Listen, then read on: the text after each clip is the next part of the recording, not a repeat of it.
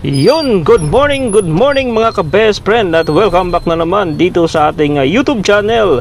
Yun mga ka-best friend, pasuyo naman na guys, pakiclick po ng subscribe button at pakiclick naman po ng bell, click nyo po yung all para lagi po kayong updated sa ating mga vlog dito sa Cagayan sa Tuguegarao, no? Ayun mga ka-best friend, panibagong vlog, panibagong araw na naman ang ating pupuntahan ngayon mga ka-best friend. Sa mga subscriber natin dyan mga ka-best friend, nagpapasalamat ako sa inyo dahil tuloy-tuloy po ang inyong suporta dito sa ating channel. At syempre guys, pakisuyo naman mga ka-best friend, patapusin yung ating video na ito para makita nyo rin ang syudad ng Tuguegarao, kasi going to sentro tayo ng Tuguegarao City at meron tayong bibilhin doon sa Mall of the Valley. So yan, may kasama tayo mga ka-best friend. Kasama natin si Milka Snows, si Mrs. at si Ate Parak, no? Dahil maumalingki tayo dito sa Mall of the Valley. At syempre guys, ang Mall of the Valley, yun po yung tinatawag na plaza dito sa Tuguegarao. At yung plaza na po yan, dyan po kami namamalingki lahat po ng mga Cagayano. Dyan po kami napunta para mamili dahil nandyan po yung kalakalan mismo ng city ng Tuguegarao. So basta lahat ng mga namimili o makamura, ito pong sentro ng Tuguegarao, yung tinatawag na Mall of the Valley, andyan po yung mga murang bilihin. Kaya dyan po talaga kami namimili sa mall na yan. At syempre guys, baka makalimutan natin batiin ang ating Rosie Chariot. Kasama na naman natin sa ating ride sa araw na ito. So ang ganda talaga, basta meron tayong Rosie Chariot 175 dahil napakadali lang niya i-parking, napakadali niya lang dalhin at i-drive mga ka-best friend. So kung meron kayo nito ay talagang makatipid kayo sa gas, and then marami pa kayong maikakarga mga ka-best friend. So may mga time din talaga na may mga taong hindi marunong umintindi at talagang to-do bash sila dito sa Rosie Chariot. At meron din namang mga galing mag-comment at nagagandahan sila dito sa ating Rosie Chariot, no? Mga ka-best friend, kasi may mga business owners na gustong makatipid sa fuel, kasi ang fuel ngayon mahal na, lalo na sa diesel ay tumaas na yung presyo. Kaya yung iba nagpo-purchase po sila ng Rosie Chariot na cargo type para gamitin sa pang-kargahan o pang-deliver, katulad ng pagka merong kang water station. Syempre ang cargo type ng Rosie Chariot ay pwedeng kargahan ng galon-galon ng mga tubig. So ito yung kagandahan sa Rosie Chariot, ang daming may tutulong guys sa ating hanap buhay, pang lahat-lahat na basta pang araw-araw talaga. Pwede pang service, pwede talagang pang business, no? At pwede rin pang camper try katulad ng ating Rosie Chariot, maliban na pang passenger type, pang service, pang school, pwede rin siyang pang service sa school, pamalengke. So ito yung purpose ng ating cargo type, yung passenger type, no? Kasi kayang kumarga ng 8 tao mga ka-best friend. Kayang kumarga ng 8 tao itong ating passenger type na Rosie Chariot. So ayan, kung makikita nyo guys, medyo matraffic ngayon dito sa bandang bandang going to Ugak na. So nasa gilid tayo ng LTO. Ditong na porsyon ay matraffic guys, gawa ng ito talaga yung daanan ng mga tricycles and private vehicles from SM City going to Sentro. So may mga alternate route dito, kaya nga lang mas maganda dumaan dito kasi tumbok na natin itong Sentro at ang Mall of the Valley. Pag dito tayo dumaan sa mismong daanan na binabaybay natin mga ka-best friend. So ayan, ang ating Rosie Chariot ay madali lang iparada. Kunyari konti lang yung space, to mga 2 meters, 1 meters, madali lang iparada guys dahil medyo maliit lang yung chariot natin, and hindi tayo mahirapan magpihit ng kanyang manubela dahil hindi naman siya round steering wheel. So naka handlebar lang siya, kaya mas madali natin siya i-parking, no? So ayan, tingnan natin kung may mapaparkingan tayo sa Mall of the Valley. Kasi ang time ngayon guys, mag-8 na, mag-8 na pala, 7 na pala guys. So mamaya titingnan natin kung meron tayong parking area doon sa Mall of the Valley. So yung gilid ng Mall of the Valley, pag umaga wala pang mga nakapark doon, kaya expected ko talagang meron mga ka-best friend, makakaparking tayo doon. Yan, ito yung mga kasabayan natin guys, mga tricycle talaga guys, kasi yung mode of transportation dito sa Tuguegarao City ay yung tricycle. no? Tricycle yung talagang pangmasa na passenger o public passenger guys. So yan, kahit saan dito ay makakakuha tayo ng tricycle pagka gusto nyo mag-commute, at kung gusto nyo talagang hindi na kayo hassle maghanap ng parking. Yung tricycle mga ka-best friend, at kahit saan dito meron dito mga round trip na pwede sila sa mga area na hindi nila sakop. Pwede ka rin magpahatid doon kung saan mo gusto, no? At hindi lang dyan mga ka-best friend, meron din ditong taxi. Kala nyo sa Maynila lang pero dito sa Tuguegarao City meron pong taxi dito na bumabiyahe, no? Ang bayaran dito per metro rin mga ka-best friend. So yung taxi dito andun sa may Robinson Tuguegarao. So doon po kayo pwede sumakay, and then pwede rin mag-abang kung mayroong mga dumadaan mga ka-best friend. Yan, so andito na tayo sa sentro ng Tuguegarao City. Itong mga one way dito, ito po yung sentro na binabaybay natin guys. So kakaliwa tayo dito mga ka-best friend kasi medyo matraffic pag diretso natin, gawa ng inaayos pala yung daan dyan. So kakaliwa tayo dito sa may gilid ng Hoa Mall o Chinese Mall. At pagkaliwa natin dito, kakanan tayo dun sa sentro ng Tuguegarao City para matumbok na natin itong parking area nitong ano tawag nga nito, Mall of the Valley. Yan. So kakaliwa tayo dito mga ka-best friend. So ang aga-aga medyo matraffic ngayon. So dati hindi naman ganito guys. Ayun, so pwede naman pradaanan. So diretso na lang tayo guys. May enforcer naman pala. So nakaraan kasi sirado itong binabaybay natin, gawa ng inaayos pa. So ngayon pala pwede na. So hindi na siya gaano masikip dito. So ang daming ginagawang daanan dito mga ka-best friend, lalong-lalo na yung drainage ng Tuguegarao City, mas pinapa-improve pa. So thank you po sa ating DPWH at sa ating mayor itong Tuguegarao City, dahil marami pong nag-improve dito sa ating city. So yan, ang dami pong ginagawa, and then pag natapos yan ay talagang mas papadali na at hindi na tayo babain dito sa Tuguegarao guys, kasi may mga outlet, may mga output na yung ating drainage, no? So nandito na tayo sa Tuguegarao City Sentro o Sentro Tuguegarao. Ang daming dito guys, ang daming establishment. Yung akala mo nasa Maynila ka or nasa Baclaran ka, yan, ang daming mga stall dito. Kaya anytime gusto mong bumili ng pagkain, gusto mong bumili ng kung anumang bagay na gusto mong bilhin, ay mabibili mo pagka nandito ka na sa sentro ng Tuguegarao. Pagka nga napunta ako dito sa Tuguegarao, ay feeling ko parang nasa Baclaran ako dahil sa ganda ng organized nilang mga tindahan.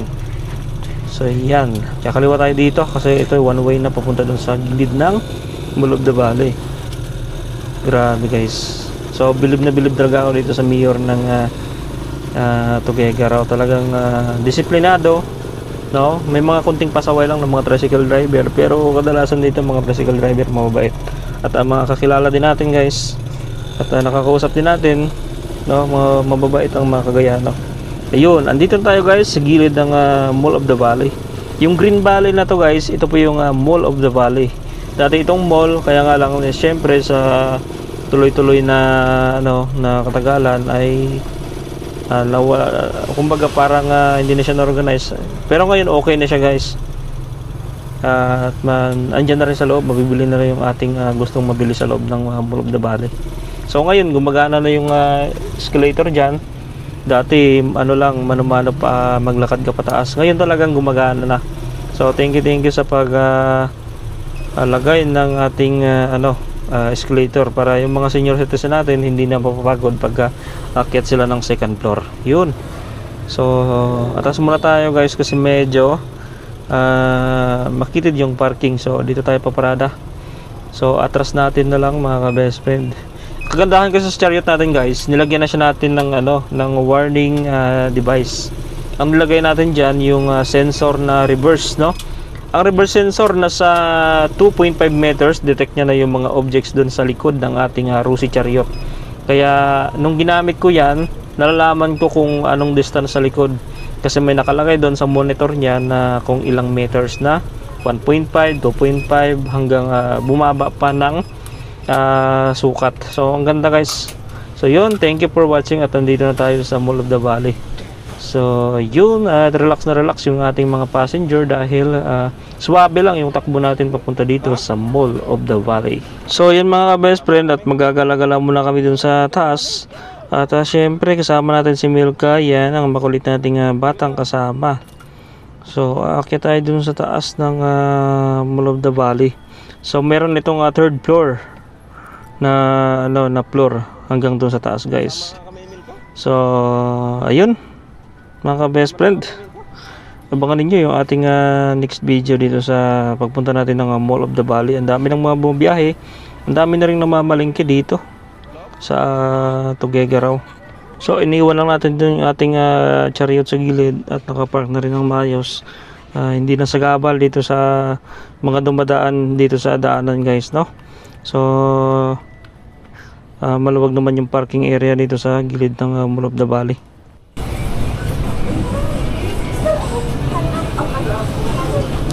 Oh, tarapol oh.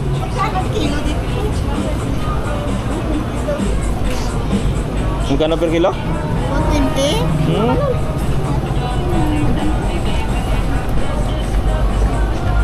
Bagong pitas to, ma'am. Hala ko yung Domingo. Siguro laki. Isang kilo niyan, mga ano siguro, 6.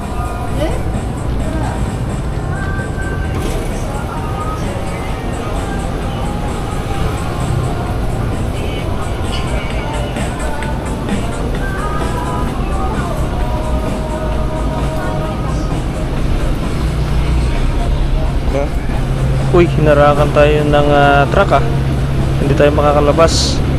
So yun, bumaba lang sila guys. So nag-area lang sila ng kanilang pang-deliver ng diskarga. Ayun mga ka-best friend, at nandito tayo sa palengke dito sa Mall of the Valley dito sa Tuguegarao City dahil mainit ang panahon dito, mainit ngayon. Ay sisirain na lang natin itong ating mini fan. Yan. So ito yung gagamitin natin at i-direkta na lang natin dun sa ating solar power, doon lang sa solar setup. Kasi ito meron siyang socket papunta dun sa 12 volts outlet, ha? Oh. So gagawin natin mga ka-best friend. Yung kulangat kasi about niya yung isa. Paborito ni Milka kasi si Baby Giant. Yan. So gagawin natin, sisirain na lang natin to at para hindi tayo mainitan. At meron tayong electric fan ay putulin na lang natin itong wire. No choice talaga tayo mga ka-best friend kundi sacrifice lang natin ito. Total hindi naman ito gaano ginagamit natin kaya yan. So bubuksan ko muna dito mga best friend kung ano yung laman itong, kasi baka mamaya may pyesa dito na nagko-control sa 12 volts. Yan. So titingnan mo natin mga ka-best friend kung meron siyang laman. So palagay ko fuse lang ang meron dito guys.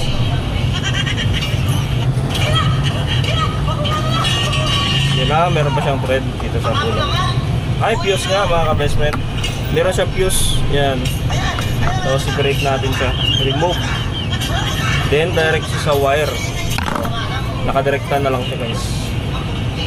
So wala siyang pyesa, direct 12 volts simula dito hanggang dun sa may dalawang fan na nakasiris. So gugupitin na lang natin ito mga ka-best friend. Wala na to guys. Yan. Then tanggalin natin itong kanyang lock. Yan. Yun. So okay na. So identify naman ang positive negative dito, yung polarity. Yung red is positive, yung blue is negative. So remove na natin itong mga waste ng ating yan, para ano, para malakas kasi yung pananadala namin guys ay maliit. Solid natin ng malakas-lakas na pan. Yan, so ilagay natin siya dito. Then i-direkta na lang natin sa out ng ating solar controller. Dun sa may out niya.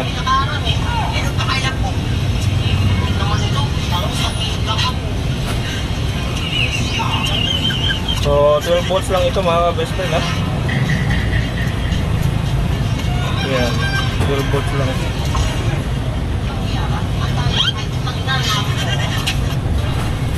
And i-input na natin doon sa ating solar controller. Kasi meron siyang 12 volts output.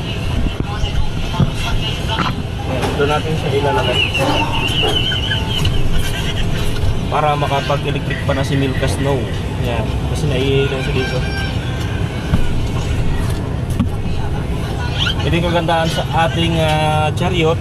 Mayroon na tayong solar setup.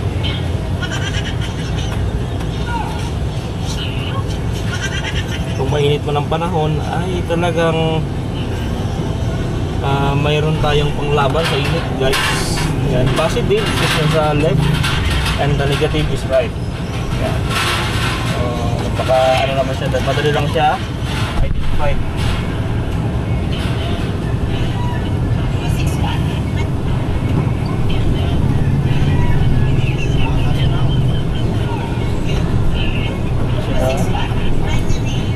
Ay, nagkakita siya.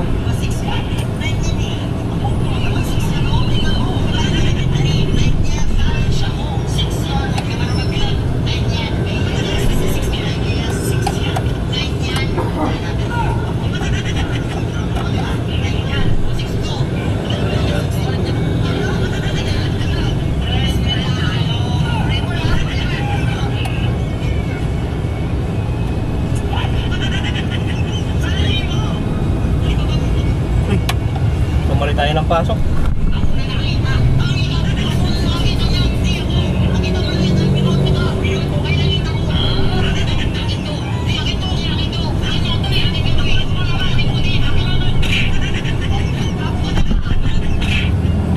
Ay, ako. Papa, Ah, ano yung best friend ni Pablo dahil natama niya dun sa maliit naman guys. Ano yan? ano? Ang hirap kasi maliit yung wire na wire ng fan.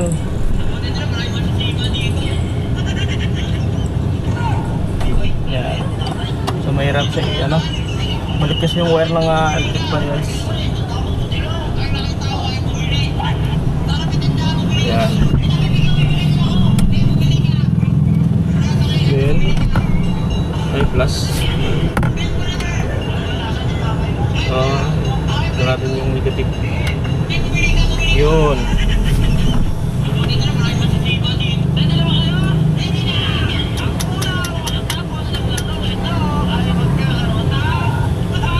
Yan. So ayun, gumana na yung ating fan. Yan guys, dito natin siya ilalagay para merong electric fan yung ating mga passenger. Yan.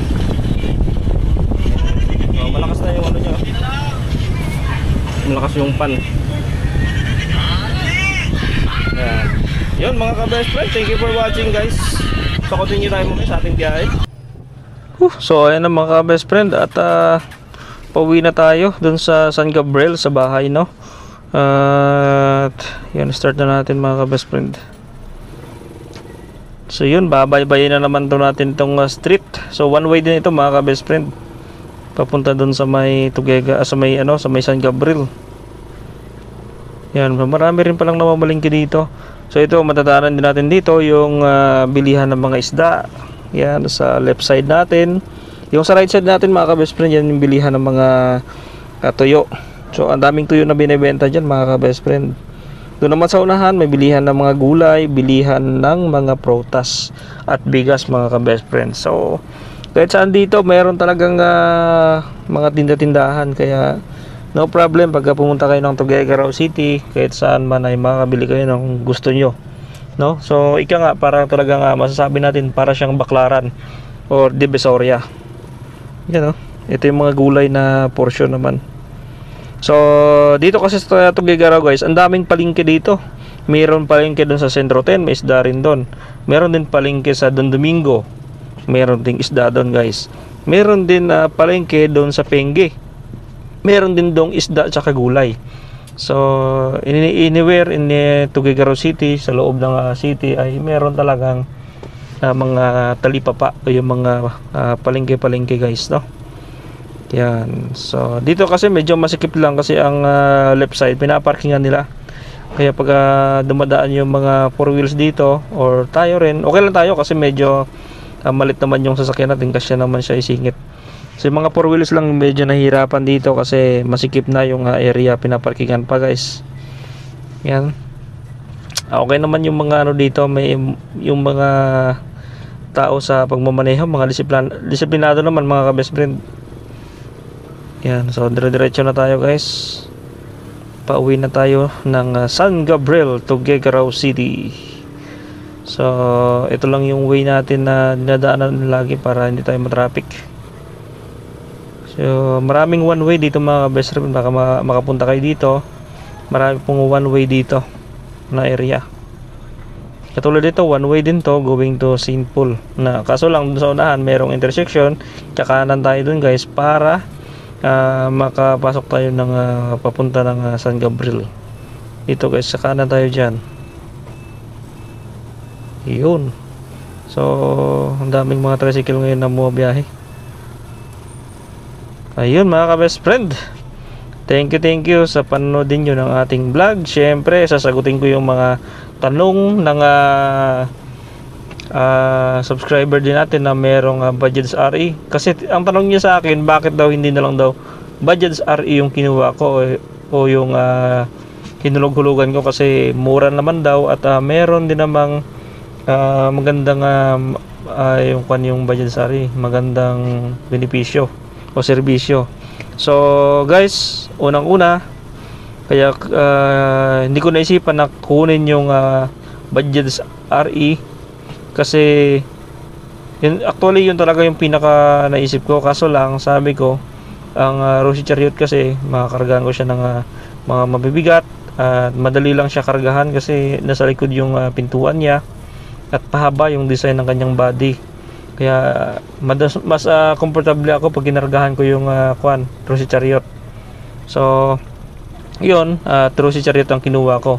Pero yun nga guys, hindi naman ako nagsisisi kasi talagang gamit na gamit ang Chariot sa biyahe natin. Kaya yun, sa nagtatanong, siguro by the next kukuha na rin tayo ng RE. Kasi may katipiran din si RE, si Bajaj RE. Ayun mga ka-best friend. Si Chariot may katipiran din naman guys, matipid din naman siya kasi yung mga biyahe natin papunta ng Piña Blanca dun sa Baliwag sa location 2 ay sakto lang po yung 100 pesos, balikan na po yun. So 50 pesos yung isang way papunta ng location 2 o yung farm. Then pagbalik natin, doon na po siya maubos yung 100 pesos natin na kinarga. So ibig sabihin, balikan po yun ay 100 pesos lang po yung mga gastos natin. So sa 100 pesos guys, makakapagkarga na tayo ng mga mabibigat na gusto natin ikarga dyan sa ating Chariot. Katulad ng kunyari bibili tayo ng bigas na kunyari mga 10 sako na bigas o 25 sacks na bigas, ay kayang-kaya po talaga ng Rosy Chariot. So kung may Bajaj RE tayo, kayang-kaya naman ng Bajaj RE guys. Kaya nga lang medyo limited yung space na sa Bajaj RE. Unlike dito sa ating Rosy Chariot na kayang-kaya po kahit mga 10 hanggang 15 sako, no? Gandaan kasi kay Chariot, ang nagagandaan ko sa kanya, very advantage yung tinatawag na high and low gear. Sa pamamagitan ng high and low gear ay mas magkakaroon pa siya ng lakas, no, na para iahon yung kanyang body o yung dala niya. So yun po yung gusto ko kay Rosy Chariot. Meron siyang high and low gear, no? Pag high and low talaga ang sa ginagamit natin, kahit anong yan, kahit anong taas yan guys, kakayanin po talaga ng yan, kakayanin po talaga ng Rosy Chariot. Kasi talagang pangwaswasan itong Rosy Chariot, no? So may mga nagsasabi din naman kung ilan ba talaga yung top speed ng ating Rosy Chariot guys, no? Sasabihin ko na sa inyo, ang ating Rosy Chariot kung walang karga guys, kung tayo lang, ay nagta-top speed po ito ng 80 kph po yung passenger type, ha. Ito passenger type po, umaabot po ito ng 80 kph yung takbo. Pero kung kung may karga tayo ay hanggang 60 kph lang 'yan. Isa pa. Meron din tayong isang chariot ang tinatawag na cargo type. Si cargo type, guys, ay naka-design po talaga 'yan sa pangkargahan. Talagang malupitan po si cargo type kasi kahit benting sako na buhangin, talagang kayang-kaya, guys. Basta ibaba mo yung lugir niya, talagang kakayanin ng Rusi Chariot, no? So, yun ang kagandahan sa cargo type ni Chariot. And then, naka-design po kasi si cargo type na Chariot sa low speed. Kaya kung mapapansin nyo, yung pinaka-top speed niya talaga ay nasa 60 kph lang ni cargo type na Chariot. Pero itong si passenger type, umaabot po ito ng 80 kph, no? So, sa mga unang vlog natin, guys, panoorin nyo doon, talagang pumapalo po siya ng 80 kph itong passenger type, no? Ang difference po nila talaga kasi sa kanyang gear, no? Doon sa makina. So si cargo type medyo low speed, si passenger type naman ay high speed siya, kaya umabot siya ng 80 kph, no? So kung pangkargahan, mas the best talaga itong si cargo type. Pero kung pang service lang at pang hatid sundo sa mga estudyante, pang passenger type, ang the best talaga, mga ka-best friend. So and guys, thank you sa panonood ninyo ng ating vlog sa araw na ito. At syempre, guys, ay nandito na tayo sa San Gabriel, Tuguegarao. Andito na tayo sa bahay, mga ka-best friend. So abangan niyo, guys, ang susunod na kabanata ng ating vlog sa araw na ito, no? So sunny day tayo ngayon, napakainit ang panahon. So ingat-ingat kayo, guys, sa biyahe, sa pagmumotor. So uso na naman yung heat stroke na kung tawagin, mga ka-best friend. So yun, andito na tayo, bubuksan na natin yung ating gate, mga ka-best.